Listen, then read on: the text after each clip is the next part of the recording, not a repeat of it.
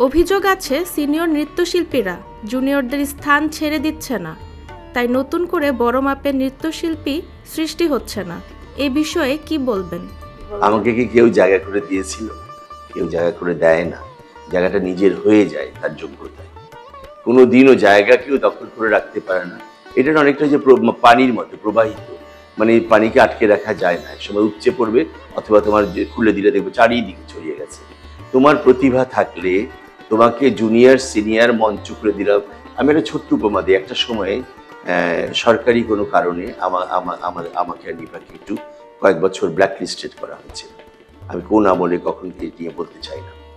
তখন 5 বছর একটা লম্বা সময়, তখন এত চ্যানেলও আসেনি। টেলিভিশনে এক একটা ম্যাগাজিনে 3টা করেও নাচ, নাচে নাচে তাহারে দাঁড়াচ্ছে 5 বছরে কত হাজার অনুষ্ঠান। নৃত্যশিল্পীরা সবাই নেচেছে, আমরা দুজন ছাড়া।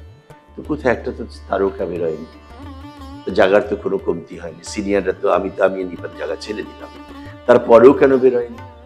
তার মানে এটাই দাঁড়ায় কি যে এটা জায়গা করে নিতে হয়। কেউ কাউকে জায়গা করে দেয় না, আমায় কেউ জায়গা করে দেয়। আমি আমার জায়গা আমার যোগ্যতা দিয়ে করেছি। এতক্ষণ আমরা কথা বললাম নৃত্যশিল্পী শিবলী মোহাম্মদের সাথে। সবাই ভালো থাকবেন, ধন্যবাদ।